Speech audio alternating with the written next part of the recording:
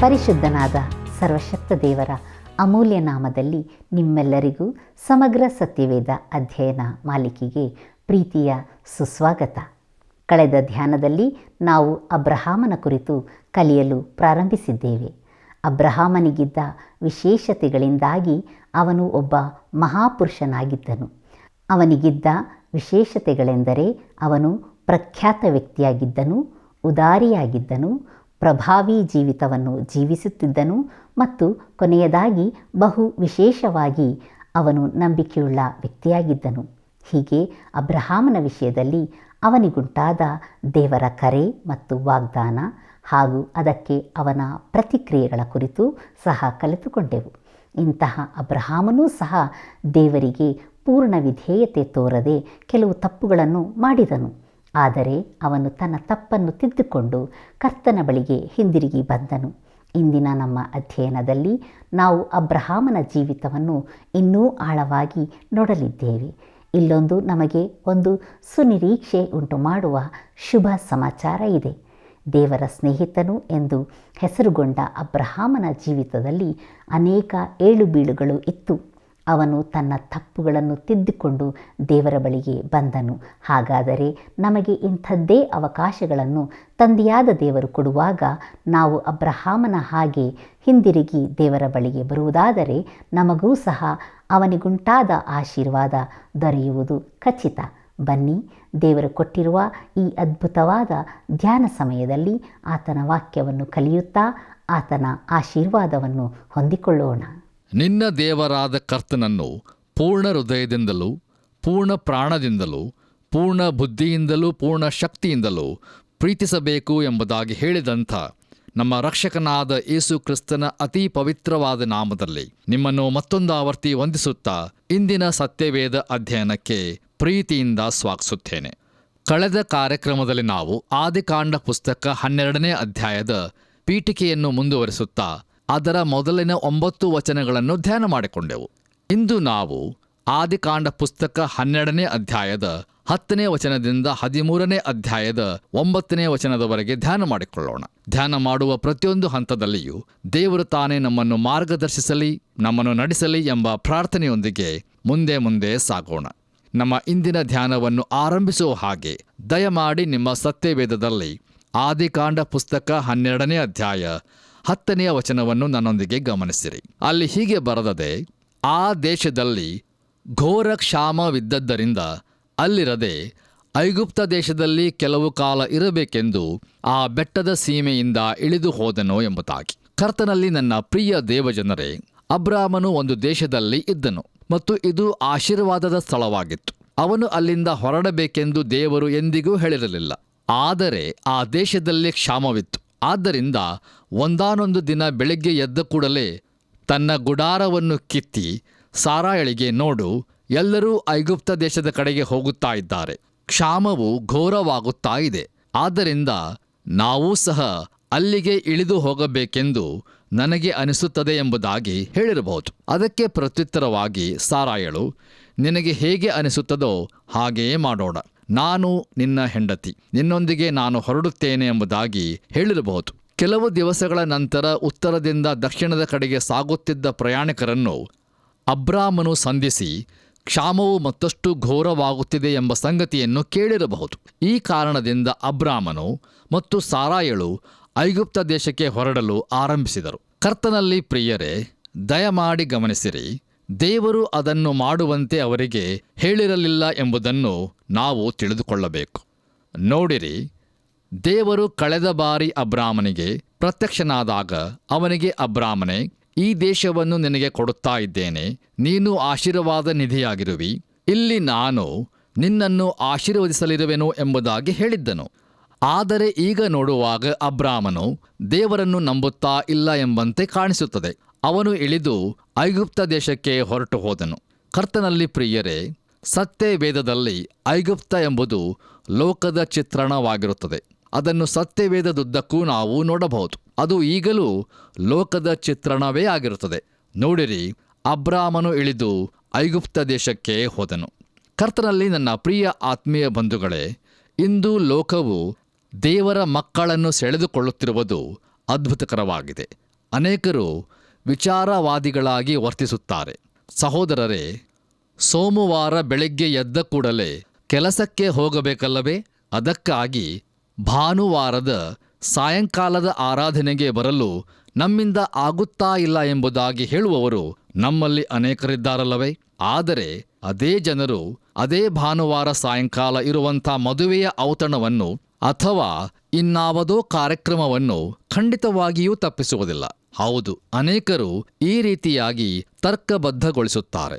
ಕರ್ತನಲ್ಲಿ ಪ್ರಿಯರೇ, ಅಬ್ರಾಮನು ಐಗುಪ್ತ ದೇಶಕ್ಕೆ ಇಳಿದು ಹೋಗುತ್ತಿರುವಾಗ ನಮ್ಮಲ್ಲಿ ಯಾರಾದರೂ ಅವನ ಮುಂದೆ ಬಂದು, ಅಬ್ರಾಮನೇ, ನೀನು ತಪ್ಪಾದ ದಿಕ್ಕಿನಲ್ಲಿ ಹೋಗುತ್ತಾ ಇದ್ದಿ, ನೀನು ಇದೇ ದೇಶದಲ್ಲಿ ಇರಬೇಕಲ್ಲವೇ ಎಂಬುದಾಗಿ ಕೇಳಿದ್ದರೆ, ಅದಕ್ಕೆ ಅಬ್ರಾಮನು, ಅಯ್ಯೋ, ನನ್ನ ಕುರಿದನಗಳು ಆಹಾರವಿಲ್ಲದೆ ಬಡಕಲಾಗುತ್ತಾ ಇವೆ. ಐಗುಪ್ತ ದೇಶದಲ್ಲಿ ಉತ್ತಮ ಹುಲ್ಲು ಇರುವುದರಿಂದ ನಾನು ಐಗುಪ್ತಕ್ಕೆ ಹೋಗುತ್ತಾ ಇದ್ದೇನೆ ಎಂಬುದಾಗಿ ಹೇಳುತ್ತಿದ್ದನೋ ಏನೋ. ಹೇಗೂ ಅವನು ಐಗುಪ್ತ ದೇಶಕ್ಕೆ ಇಳಿದು ಹೋದನು ಮತ್ತು ಕೂಡಲೇ ಸಾರಾಯಳಿಗೆ ಅಲ್ಲೊಂದು ಸಮಸ್ಯೆಯೂ ಎದುರಾಗುತ್ತದೆ. ಯಾಕಂದರೆ ಸಾರಾಯಳು ಸುಂದರವಾದ ಸ್ತ್ರೀಯಾಗಿದ್ದಳು. ನಮ್ಮ ಧ್ಯಾನವನ್ನು ಮುಂದುವರಿಸಿ ಆದಿಕಾಂಡ ಪುಸ್ತಕ 12ನೇ ಅಧ್ಯಾಯ 11 ಮತ್ತು 12ನೇ ವಚನಗಳನ್ನು ಓದುವಾಗ ಅಲ್ಲಿ ಹೀಗೆ ನೋಡುತ್ತೇವೆ. ಅವನು ಐಗುಪ್ತ ದೇಶದ ಹತ್ತಿರಕ್ಕೆ ಬಂದಾಗ ತನ್ನ ಹೆಂಡತಿಯಾದ ಸಾರಾಯಳಿಗೆ, ಕೇಳು, ನೀನು ಸುಂದರಿ ಎಂದು ನಾನು ಬಲ್ಲೆ. ಐಗುಪ್ತ ದೇಶದವರು ನಿನ್ನನ್ನು ಕಂಡು ಈಕೆಯು ಇವನ ಹೆಂಡತಿ ಎಂದು ನನ್ನನ್ನು ಕೊಂದು ನಿನ್ನನ್ನು ಉಳಿಸಾರೋ ಎಂಬುದಾಗಿ.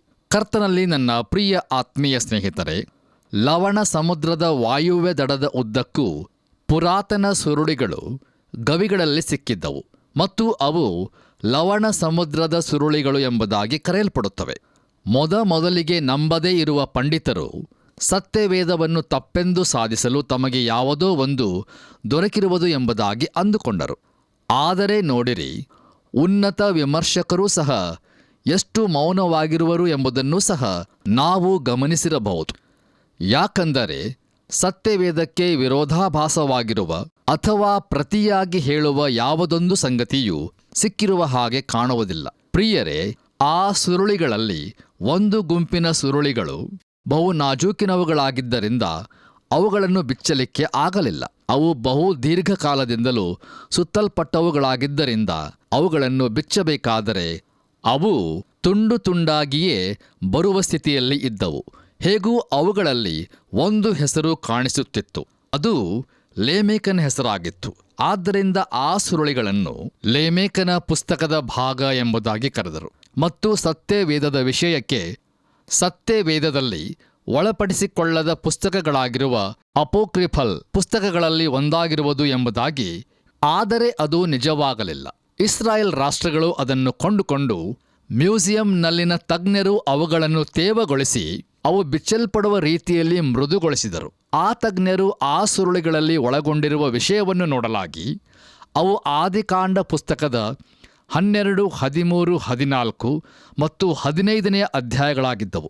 ಅವು ಸತ್ಯವೇದ ಬರೆಯಲ್ಪಟ್ಟ ಬರವಣಿಗೆಯಲ್ಲಿ ಇರದೆ ಅರ್ಥ ವಿವರಣೆಯ ರೀತಿಯಲ್ಲಿ ಇದ್ದವು.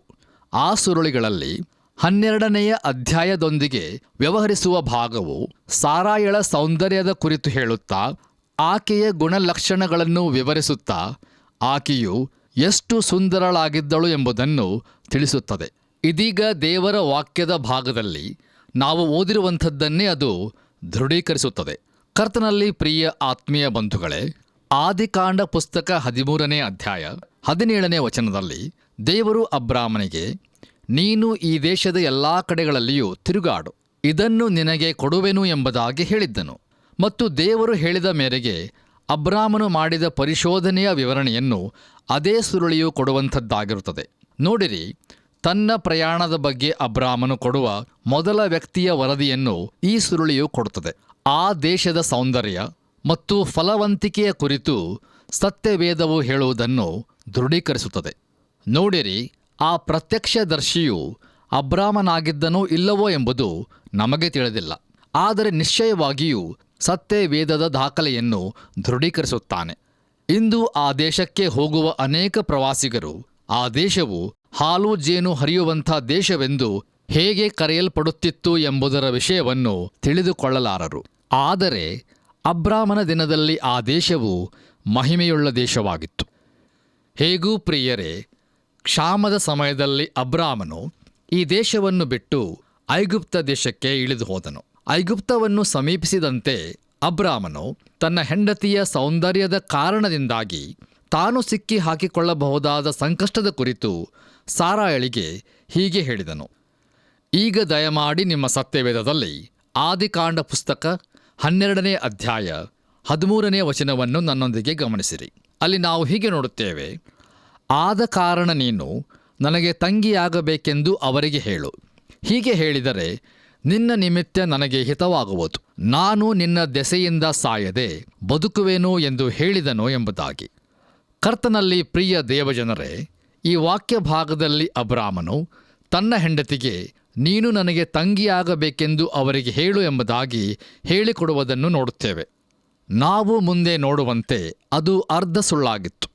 ನೋಡಿರಿ, ಅರ್ಧ ಸುಳ್ಳು ಕೆಲವು ಸಾರಿ ಪರಿಪೂರ್ಣ ಸುಳ್ಳಿಗಿಂತ ಕೆಟ್ಟದ್ದಾಗಿರುತ್ತದೆ ಮತ್ತು ಅದು ಮೋಸಗೊಳಿಸುವ ಉದ್ದೇಶವನ್ನು ಹೊಂದಿತ್ತು. ಅಬ್ರಾಮನ ಭಯಗಳೆಲ್ಲವೂ ಸ್ಥಾಪಿಸಲ್ಪಟ್ಟವು. ಯಾಕಂದರೆ ಫರೋಹನು ಸಾರಾಯಳನ್ನು ತೆಗೆದುಕೊಂಡೇ ಬಿಟ್ಟನು. ನೋಡಿರಿ ಪ್ರಿಯರೇ, ಒಬ್ಬ ಸ್ತ್ರೀಯು ಅಧಿಪತಿಯ ಹೆಂಡತಿಯಾಗಬೇಕಾಗಿದ್ದರೆ ಅಲ್ಲಿ ಸಿದ್ಧತೆಯ ಕಾಲವು ಇತ್ತು ಎಂಬುದನ್ನು ಎಸ್ತೇರಳ ಪುಸ್ತಕದ ಮೂಲಕ ನಾವು ತಿಳಿದುಕೊಳ್ಳುತ್ತೇವೆ. ನಮ್ಮ ಇಂದಿನ ವಾಕ್ಯ ಭಾಗದಲ್ಲಿ ನಾವು ನೋಡುವಾಗ ಈ ಸಿದ್ಧತೆಯ ಸಮಯದಲ್ಲಿ ದೇವರು ಫರೋಹನಿಗೂ ಮತ್ತು ಅವನ ಮನೆಯವರಿಗೂ ಬಹಳ ಉಪದ್ರವಗಳನ್ನು ಉಂಟು ಮಾಡಿ ಬಾಧಿಸಿದನು ಮತ್ತು ಅದರ ಮೂಲಕ ಫರೋಹನು ಸಾರಾಯಳನ್ನು ತನ್ನ ಹೆಂಡತಿಯಾಗಿ ತೆಗೆದುಕೊಳ್ಳಬಾರದು ಎಂಬುದನ್ನು ತಿಳಿಯಪಡಿಸಿದನು. ನಮ್ಮ ಧ್ಯಾನವನ್ನು ಮುಂದುವರೆಸಿ ಆದಿಕಾಂಡ ಪುಸ್ತಕ 12ನೇ ಅಧ್ಯಾಯ 18ರಿಂದ 20 ವಚನಗಳನ್ನು ಓದುವಾಗ ಅಲ್ಲಿ ಹೀಗೆ ನೋಡುತ್ತೇವೆ. ಆಗ ಫರೋಹನು ಅಬ್ರಾಮನನ್ನು ಕರೆಸಿ, ಯಾಕೆ ಹೀಗೆ ಮಾಡಿದೆ? ಹೆಂಡತಿಯೆಂದು ಯಾಕೆ ನನಗೆ ತಿಳಿಸಲಿಲ್ಲ? ತಂಗಿಯೆಂದು ಯಾಕೆ ಹೇಳಿದೆ? ಹೀಗೆ ಹೇಳಿದ್ದರಿಂದ ಆಕೆಯನ್ನು ಹೆಂಡತಿಯಾಗಲಿಕ್ಕೆ ತೆಗೆದುಕೊಂಡೆನಲ್ಲ. ಇಗೋ ನಿನ್ನ ಹೆಂಡತಿ, ಕರೆದುಕೊಂಡು ಹೋಗು ಎಂದು ಹೇಳಿ ಅವನ ವಿಷಯವಾಗಿ ತನ್ನ ಸೇವಕರಿಗೆ ಅಪ್ಪಣೆ ಕೊಡಲು ಅವರು ಅಬ್ರಾಮನನ್ನು ಅವನಿಗಿದ್ದ ಸರ್ವಸ್ವ ಸಹಿತವಾಗಿ ಸಾಗ ಕಳುಹಿಸಿದರು ಎಂಬುದಾಗಿ. ಕರ್ತನಲ್ಲಿ ನನ್ನ ಪ್ರಿಯ ಆತ್ಮೀಯ ಸ್ನೇಹಿತರೆ, ಈ ವಾಕ್ಯ ಭಾಗದ ಮೂಲಕ ನಾವು ತಿಳಿದುಕೊಳ್ಳುವುದೇನೆಂದರೆ, ದೇವರು ಅಬ್ರಾಮ ಮತ್ತು ಸಾರಾಯಳ ಜೀವಿತಗಳಲ್ಲಿ ಅತಿಕ್ರಮಣ ಮಾಡುತ್ತಾ ಇದ್ದಾನೆ ಎಂಬುದಾಗಿ. ಆದರೆ ಅಬ್ರಾಮನು ಐಗುಪ್ತ ದೇಶದಲ್ಲಿದ್ದಾಗ ದೇವರು ಅವನಿಗೆ ಪ್ರತ್ಯಕ್ಷನಾಗಿರಲಿಲ್ಲ. ಇಲ್ಲಿಗೆ ಪ್ರಿಯರೇ, ಆದಿಕಾಂಡ ಪುಸ್ತಕದ 12ನೇ ಅಧ್ಯಾಯದ ಧ್ಯಾನವು ಮುಕ್ತಾಯವಾಯಿತು. ಇಲ್ಲಿಯವರೆಗೂ ದೇವರು ತನ್ನಾತ್ಮನ ಮೂಲಕ ನಮ್ಮನ್ನು ಮಾರ್ಗದರ್ಶಿಸಿ ನಡೆಸಿದ್ದಕ್ಕಾಗಿ ಆತನಿಗೆ ಸ್ತುತಿ ಸ್ತೋತ್ರಗಳನ್ನು ಸಲ್ಲಿಸೋಣ. ಬನ್ನಿರಿ ಪ್ರಿಯರೇ, ಈಗ ನಾವು ಆದಿಕಾಂಡ ಪುಸ್ತಕದ 13ನೇ ಅಧ್ಯಾಯದ ಕಡೆಗೆ ನಮ್ಮ ಗಮನವನ್ನು ಹರಿಸೋಣ. ಈ ಅಧ್ಯಾಯದ ಮುಖ್ಯ ಪ್ರಸ್ತಾಪವು ಅಬ್ರಾಮನು ಲೋಟನಿಂದ ಬೇರ್ಪಡುವುದು, ಲೋಟನು ಸೋದೋಮ್ಗೆ ಹೋದದ್ದು ಮತ್ತು ದೇವರು ಅಬ್ರಾಮನಿಗೆ ಪ್ರತ್ಯಕ್ಷನಾಗಿ ತನ್ನ ವಾಗ್ದಾನವನ್ನು ಪುನರುಚ್ಚರಿಸುವುದು ಎಂಬುದಾಗಿ. ಕರ್ತನಲ್ಲಿ ನನ್ನ ಪ್ರಿಯ ಸಹೋದರ ಸಹೋದರಿಯರೇ, ಆದಿಕಾಂಡ ಪುಸ್ತಕ 13ನೇ ಅಧ್ಯಾಯದಲ್ಲಿ ಅಬ್ರಾಮನು ಐಗುಪ್ತ ದೇಶದಿಂದ ಹಿಂತಿರುಗುವುದನ್ನು ನಾವು ನೋಡುತ್ತೇವೆ. ನೋಡಿರಿ, ಅಬ್ರಾಮ ಮತ್ತು ಲೋಟ ಐಗುಪ್ತ ದೇಶವನ್ನು ಬಿಟ್ಟು ವಾಗ್ದಾನದ ದೇಶಕ್ಕೆ ಹಿಂದಿರುಗುತ್ತಾರೆ. ಲೋಟನು ಅಬ್ರಾಮನಿಂದ ಬೇರ್ಪಟ್ಟು ಸೋದೋಮಿಗೆ ಹೋಗುತ್ತಾನೆ ಮತ್ತು ದೇವರು ಅಬ್ರಾಮನಿಗೆ 3ನೇ ಸಾರಿ ಕಾಣಿಸಿಕೊಳ್ಳುತ್ತಾನೆ. ಪ್ರಿಯರೇ, ದಯಮಾಡಿ ಗಮನಿಸಿರಿ, ಅಬ್ರಾಮನು ಐಗುಪ್ತ ದೇಶದಲ್ಲಿ ಇರುವವರೆಗೂ ಮತ್ತು ಲೋಟನನ್ನು ಹಿಡಿದುಕೊಂಡಿರುವವರೆಗೂ ದೇವರು ಅವನಿಗೆ ಕಾಣಿಸಿಕೊಳ್ಳುವುದಿಲ್ಲ.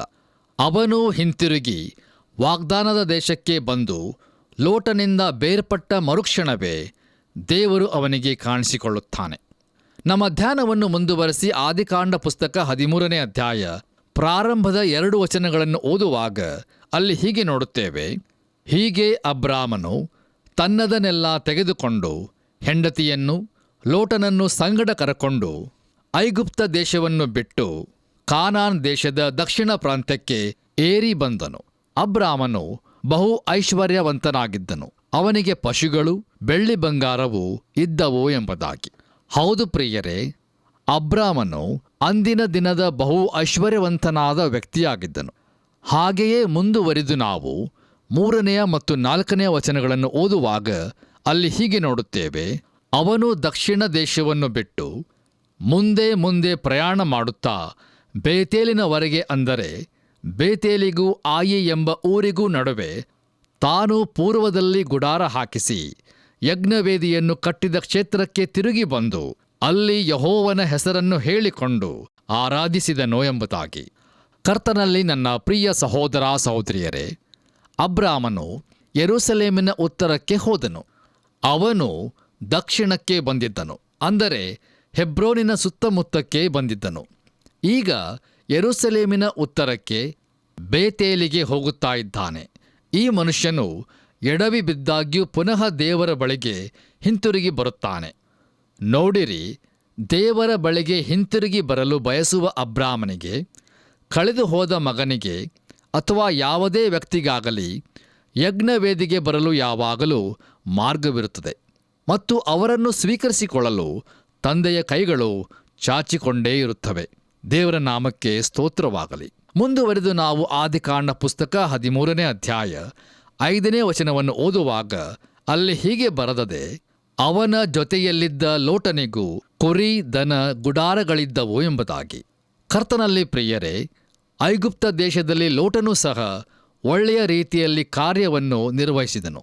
ಮುಂದೆ ನಾವು ಆದಿಕಾಂಡ ಪುಸ್ತಕ 13ನೇ ಅಧ್ಯಾಯ 6ನೇ ಮತ್ತು 7ನೇ ವಚನಗಳನ್ನು ಓದುವಾಗ ಅಲ್ಲಿ ಹೀಗೆ ನೋಡುತ್ತೇವೆ, ಆ ಸ್ಥಳವು ಅವರಿಬ್ಬರ ಜೀವನಕ್ಕೆ ಸಾಲದೇ ಹೋಯಿತು.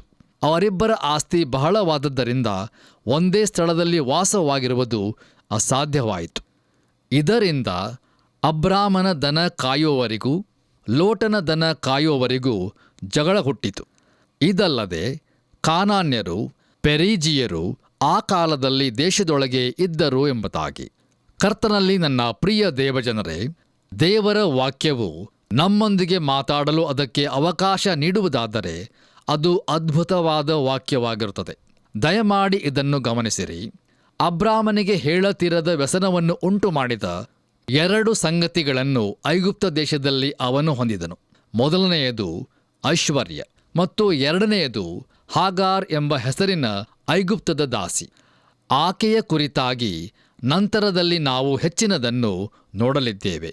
ಆದರೆ ಈಗ ಅಬ್ರಾಮನು ಐಶ್ವರ್ಯವನ್ನು ಹೊಂದಿದ್ದಾನೆ ಮತ್ತು ಅದು ಅವನನ್ನು ಲೋಟನಿಂದ ಬೇರ್ಪಡಿಸುವಂಥದ್ದಾಗಿದೆ. ನೋಡಿರಿ, ಅವರಿಬ್ಬರ ನಡುವೆ ಜಗಳವಿರುವುದನ್ನು ನಾವು ಗಮನಿಸುತ್ತೇವೆ. ಪ್ರಿಯರೇ, ನಾವು ಇದೀಗ ಓದಿದಂಥ ವಾಕ್ಯ ಭಾಗದಲ್ಲಿ ಮತ್ತೊಂದು ವಿಷಯವನ್ನು ನೀವು ಗಮನಿಸಿರುವಿರಿ ಎಂದು ನಾನು ನಂಬುತ್ತೇನೆ. ಅದು ಯಾವುದೆಂದರೆ, ಇದಲ್ಲದೆ ಕಾನಾನ್ಯರು, ಪೆರೀಜಿಯರು ಆ ಕಾಲದಲ್ಲಿ ದೇಶದೊಳಗೆ ಇದ್ದರು ಎಂಬುದಾಗಿ. ಕರ್ತನಲ್ಲಿ ಪ್ರಿಯ ಸಹೋದರ ಸಹೋದರಿಯರೇ, ಅಬ್ರಾಮನ ದನ ಕಾಯುವವರು ಮತ್ತು ಲೋಟನ ದನ ಕಾಯುವವರು ಜಗಳ ಮಾಡುತ್ತಾ ಇದ್ದಾರೆ. ಅದಾದ ನಂತರ ಅಬ್ರಾಮ ಮತ್ತು ಲೋಟ ಭಿನ್ನವಾಗಿರುತ್ತಾರೆ. ಆದರೆ ಬಹು ಆಸಕ್ತಿಕರವಾದಂಥ ಸಂಗತಿ ಏನೆಂದರೆ, ಆಗ ಕಾನಾನ್ಯನು ಪೆರೀಜಿಯನಿಗೆ, ಅಗೋ ನೋಡು, ಮತ್ತೆ ಅವರು ಜಗಳವಾಡುತ್ತಾ ಇದ್ದಾರೆ. ಅವರು ಈ ದೇಶಕ್ಕೆ ಬಂದು ಜೀವಸ್ವರೂಪನಾದ ನಿಜ ದೇವರಿಗೆ ಯಜ್ಞವೇದಿಯನ್ನು ಕಟ್ಟಿಸಿದಾಗ ಅಬ್ರಾಮನ ವಿಷಯದಲ್ಲಿ ನಾವು ಉನ್ನತವಾಗಿ ನೋಡಿದ್ದೇವಲ್ಲವೇ? ಅವನು ಇಲ್ಲಿ ಮೊದಲು ಬಂದಾಗ ಅವನು ಅದ್ಭುತವಾದ ಮನುಷ್ಯನಾಗಿದ್ದಾನೆ ಎಂಬುದಾಗಿ ಅಂದುಕೊಂಡೇವಲ್ಲವೇ? ಅವನು ಪ್ರಾಮಾಣಿಕನು ಮತ್ತು ಸತ್ಯವಂತನು ಎಂಬುದನ್ನು ನಾವು ತಿಳಿದಿದ್ದೆವು. ಆದರೆ ಈಗ ಹೇಗಿದ್ದಾನೆ ನೋಡಿರಿ, ಅವರ ನಡುವೆ ಇರುವ ಜಗಳವನ್ನು ನೋಡಿರಿ ಎಂಬುದಾಗಿ ಪಿಸುಗುಟ್ಟಿರಬಹುದು. ಪ್ರಿಯರೇ, ಈ ಒಂದು ಸಮಯದಲ್ಲಿ ಪೆರಿಜೀಯರು ಮತ್ತು ಕಾನಾನ್ಯರು ಅಬ್ರಾಮ ಮತ್ತು ಲೋಟನ ವಿಷಯದಲ್ಲಿ ಅಷ್ಟೊಂದು ಪ್ರಭಾವಿತರಾಗಿದ್ದರು ಎಂದು ನಾನು ಅಂದುಕೊಳ್ಳುವುದಿಲ್ಲ. ಕರ್ತನಲ್ಲಿ ಪ್ರಿಯ ದೇವಜನರೇ, ಇಂದು ನಮ್ಮಲ್ಲಿಯೇ ಪಂಗಡಗಳನ್ನು ಹೊಂದಿ ನಾವು ಸಹ ಇದೇ ರೀತಿಯಲ್ಲಿ ಜಗಳವಾಡುತ್ತಿರುವೆವೋ? ಖಂಡಿತವಾಗಿಯೂ ನಮ್ಮನ್ನು ಸಹ ಕಾನಾನ್ಯರು, ಪೆರಿಜೀಯರು ನೋಡುತ್ತಾ ಇದ್ದಾರೆ. ಆದ್ದರಿಂದ ನಾವು ಇಂದೇ ಎಚ್ಚೆತ್ತುಕೊಳ್ಳುವುದು ಬಹು ಅವಶ್ಯವಾಗಿರುತ್ತದೆ. ಯೋಹಾನನು ಬರೆದ ಸುವಾರ್ತೆ 13ನೇ ಅಧ್ಯಾಯ 35ನೇ ವಚನದಲ್ಲಿ ನಾವು ಹೀಗೆ ನೋಡುತ್ತೇವೆ, ನಿಮ್ಮೊಳಗೆ ಒಬ್ಬರ ಮೇಲೊಬ್ಬರಿಗೆ ಪ್ರೀತಿ ಇದ್ದರೆ ಎಲ್ಲರೂ ನಿಮ್ಮನ್ನು ನನ್ನ ಶಿಷ್ಯರೆಂದು ತಿಳುಕೊಳ್ಳುವರು ಅಂದನು ಎಂಬುದಾಗಿ. ಪ್ರಿಯರೇ, ಇಂದು ನಾವು ಕರ್ತನಾದ ಯೇಸು ಕ್ರಿಸ್ತನ ಶಿಷ್ಯರು ಎಂಬುದನ್ನು ತೋರಿಸಿಕೊಡುತ್ತಾ ಇದ್ದೇವೆಯೋ, ಅಥವಾ ಅಬ್ರಾಮ ಲೋಟರಂತೆ ಜಗಳವಾಡುತ್ತಾ ಇದ್ದೇವೆಯೋ? ನಮ್ಮನ್ನು ನಾವು ಈ ಸಮಯದಲ್ಲಿ ಪರಿಶೀಲಿಸಿಕೊಳ್ಳೋಣ, ಪರೀಕ್ಷಿಸಿಕೊಳ್ಳೋಣ. ಬನ್ನಿರಿ ಪ್ರಿಯರೇ, ನಮ್ಮ ಇಂದಿನ ಧ್ಯಾನವನ್ನು ಮುಕ್ತಾಯಗೊಳಿಸುವ ಹಾಗೆ ದಯಮಾಡಿ ಆದಿಕಾಂಡ ಪುಸ್ತಕ 13ನೇ ಅಧ್ಯಾಯ 8ರಿಂದ 9 ವಚನಗಳನ್ನು ಗಮನಿಸಿರಿ. ಅಲ್ಲಿ ನಾವು ಹೀಗೆ ನೋಡುತ್ತೇವೆ: ಹೀಗಿರಲು ಅಬ್ರಾಮನು ಲೋಟನಿಗೆ, ನನಗೂ ನಿನಗೂ, ನನ್ನ ದನ ಕಾಯುವವರಿಗೂ ನಿನ್ನ ದನ ಕಾಯುವವರಿಗೂ ಜಗಳವಿರಬಾರದು. ನಾವು ಸಹೋದರರಲ್ಲವೇ? ದೇಶವೆಲ್ಲ ನಿನ್ನೆದುರಿಗೆ ಇದೆ. ದಯವಿಟ್ಟು ನನ್ನನ್ನು ಬಿಟ್ಟು ಪ್ರತ್ಯೇಕ ಹೋಗು. ನೀನು ಎಡಗಡೆಗೆ ಹೋದರೆ ನಾನು ಬಲಗಡೆಗೆ ಹೋಗುವೆನು, ನೀನು ಬಲಗಡೆಗೆ ಹೋದರೆ ನಾನು ಎಡಗಡೆಗೆ ಹೋಗುವೆನು ಎಂದು ಹೇಳಿದನು ಎಂಬುದಾಗಿ. ಕರ್ತನಲ್ಲಿ ನನ್ನ ಪ್ರಿಯ ಸಹೋದರ ಸಹೋದರಿಯರೇ, ಈ ವಾಕ್ಯ ಭಾಗದ ಮೂಲಕ ನಾವು ತಿಳಿದುಕೊಳ್ಳುವುದೇನೆಂದರೆ, ಅಬ್ರಾಮನು ತಾನೇ ಈ ವಿಂಗಡಣೆಯನ್ನು ಮಾಡಿದನು. ನೋಡಿರಿ, ಲೋಟನಿಗೆ ಇಷ್ಟೆಲ್ಲ ಹೇಳಬೇಕಾದರೆ ಅಬ್ರಾಮನು ನಿಜವಾಗಿಯೂ ಶ್ರೇಷ್ಠ ಮನುಷ್ಯನೇ ಆಗಿರಬೇಕು. ತನಗೆ ಬೇಕಾದದ್ದನ್ನು ಆಯ್ಕೆ ಮಾಡಿಕೊಳ್ಳಬಹುದು ಎಂಬುದಾಗಿಯೂ ಮತ್ತು ಅವನು ಬಿಟ್ಟದ್ದನ್ನು ತಾನು ತೆಗೆದುಕೊಳ್ಳುವುದಾಗಿಯೂ ಅಬ್ರಾಮನು ಲೋಟನಿಗೆ ಹೇಳುತ್ತಾ ಇದ್ದಾನೆ. ಎಂಥ ಶ್ರೇಷ್ಠವಾದ ಗುಣವನ್ನು ಅಬ್ರಾಮನು ಇಲ್ಲಿ ಪ್ರದರ್ಶಿಸುತ್ತಾ ಇದ್ದಾನಲ್ಲವೇ? ದಯಮಾಡಿ ಆಲೋಚಿಸಿ ನೋಡಿರಿ. ಕರ್ತನಲ್ಲಿ ಪ್ರಿಯರೇ, ಇಲ್ಲಿಗೆ ಇಂದಿನ ವಾಕ್ಯ ಧ್ಯಾನವು ಮುಕ್ತಾಯವಾಯಿತು. ಇಂದಿನ ಧ್ಯಾನದ ಮೂಲಕ ನೀವೆಲ್ಲರೂ ಆಶೀರ್ವದಿಸಲ್ಪಟ್ಟಿದ್ದೀರೆಂದು ಮತ್ತು ಅನೇಕ ಆತ್ಮೀಕ ಪಾಠಗಳನ್ನು ಕಲಿತುಕೊಂಡಿರುವಿರೆಂದು ನಾನು ನಂಬುತ್ತೇನೆ. ತಂದೆಯಾದ ದೇವರು ನಿಮ್ಮೆಲ್ಲರನ್ನು ಹೇರಳವಾಗಿ ಆಶೀರ್ವದಿಸಿ ಆತ್ಮಿಕ ರೀತಿಯಲ್ಲಿ ಬಲಪಡಿಸಿ ಕಾಪಾಡಲಿ. ನಮ್ಮ ಕರ್ತನಾದ ಯೇಸು ಕ್ರಿಸ್ತನ ಕೃಪೆಯು ಸದಾ ನಿಮ್ಮೊಂದಿಗಿರಲಿ. ಆಮೆನ್. ಪ್ರೀತಿಯ ದೇವಮಕ್ಕಳೇ, ಹಳೆಯ ಒಡಂಬಡಿಕೆಯ ನಂಬಿಕೆಯ ವೀರ ಅಬ್ರಹಾಮನ ಜೀವನವನ್ನು ಕಲಿಯುತ್ತಾ ಇದ್ದೇವೆ. ಈ ದಿನದ ಧ್ಯಾನದಲ್ಲಿ ಸಾರಳ ವಿಷಯವಾಗಿ ಐಗುಪ್ತ ದೇಶದಲ್ಲಿ ನಡೆದ ಸಂಗತಿ, ಅಬ್ರಾಮನು ಲೋಟನಿಂದ ಬೇರ್ಪಟ್ಟಿದ್ದು, ಈ 2 ವಿಷಯಗಳನ್ನು ಅಧ್ಯಯನ ಮಾಡಿದೆವು. ಇದರೊಂದಿಗೆ ಸ್ವಲ್ಪ ಮಟ್ಟಿಗೆ ಐತಿಹಾಸಿಕ ಘಟನೆಯನ್ನೂ ಸಹ ನೋಡಿಕೊಂಡೆವು. ಲವಣ ಸಮುದ್ರದ ಬಳಿಯಲ್ಲಿದ್ದ ಗವಿಗಳಲ್ಲಿ ದೊರೆತ ಡೆಡ್ ಸಿ ಸ್ಕ್ರಾಲ್ಸ್ ಅಥವಾ ಲವಣ ಸಮುದ್ರದ ಸುರುಳಿಗಳು ಎಂದು ಕರೆಯಲ್ಪಡುವ ಪುರಾತನ ಸುರುಳಿಗಳಲ್ಲಿ ಸಾರಳ ಸೌಂದರ್ಯ, ಅಬ್ರಹಾಮನ ಪರಿಶೋಧನೆ, ಅವನ ಪ್ರಯಾಣ, ಆ ದೇಶದ ಸುಂದರ ನೋಟ ಹಾಗೂ ಫಲವತ್ತತೆ ಇತ್ಯಾದಿಗಳ ವಿವರಣೆ ಇರುವುದನ್ನು ತಿಳಿದುಕೊಂಡೆವು. ಐಶ್ವರ್ಯ ಹಾಗೂ ಹಾಗರಳು ಅಬ್ರಹಾಮನಿಗೆ ಅತ್ಯಂತ ವ್ಯಸನವನ್ನು ಉಂಟು ಮಾಡಿದ ಸಂಗತಿಗಳಾಗಿದ್ದವು. ಐಶ್ವರ್ಯವು ಅಬ್ರಾಮನಿಂದ ಲೋಟನನ್ನು ಬೇರ್ಪಡಿಸಿತು. ಅವರಿಬ್ಬರ ದನ ಕಾಯುವವರ ನಡುವೆ ಜಗಳ ಉಂಟಾಯಿತು. ಅನ್ಯ ದೇಶದಲ್ಲಿ ಅವರಿಬ್ಬರೂ ಬೇರ್ಪಡಬೇಕಾಯಿತು. ನಮ್ಮನ್ನು ನೋಡುತ್ತಿರುವ ಇತರರ ಮುಂದೆ ನಮ್ಮ ಸಾಕ್ಷಿಯ ಜೀವಿತ ಹೇಗಿದೆ? ನಾವು ಸಹ ಅಬ್ರಾಮ ಹಾಗೂ ಲೋಟನ ಸೇವಕರ ಹಾಗೆ ಜಗಳವಾಡುತ್ತಾ ಇರುವುದಾದರೆ ನಮ್ಮ ಉಳಿದೆಲ್ಲ ಸಂಗತಿಗಳು ವ್ಯರ್ಥವಾಗುತ್ತವೆ. ನಮ್ಮ ನಂಬಿಕೆಯು ಕ್ರಿಯೆಯಲ್ಲಿ ತೋರಲ್ಪಡಬೇಕು. ಇಲ್ಲವಾದಲ್ಲಿ ಅದು ಸತ್ತದ್ದೇ ಎಂದು ಯಾಕೋಬನು ತನ್ನ ಪತ್ರಿಕೆಯಲ್ಲಿ ಹೇಳುವುದನ್ನು ನೋಡುತ್ತೇವೆ. ಆತ್ಮವಿಲ್ಲದ ದೇಹವು ಸತ್ತದ್ದಾಗಿರುವ ಪ್ರಕಾರವೇ ಕ್ರಿಯೆಗಳಿಲ್ಲದ ನಂಬಿಕೆಯೂ ಸತ್ತದ್ದೇ. ಯಾಕೋಬ 2:26. ಹಾಗಾದಲ್ಲಿ ನಮ್ಮ ನಂಬಿಕೆಯನ್ನು ಕ್ರಿಯೆಯಲ್ಲಿ ತೋರಿಸುವ ಜೀವಿತ ನಮ್ಮದಾಗಲಿ. ಹೃದಯ ಶೋಧಕನು ನಮ್ಮನ್ನು ನೋಡುವಾಗ ನಮ್ಮ ಆತ್ಮ, ಪ್ರಾಣ, ಶರೀರಗಳು ನಿರ್ದೋಷವಾಗಿ ಕಾಣಿಸಲ್ಪಡುವಂತಾಗಲಿ. ದೇವರು ನಿಮ್ಮನ್ನು ಆಶೀರ್ವದಿಸಲಿ.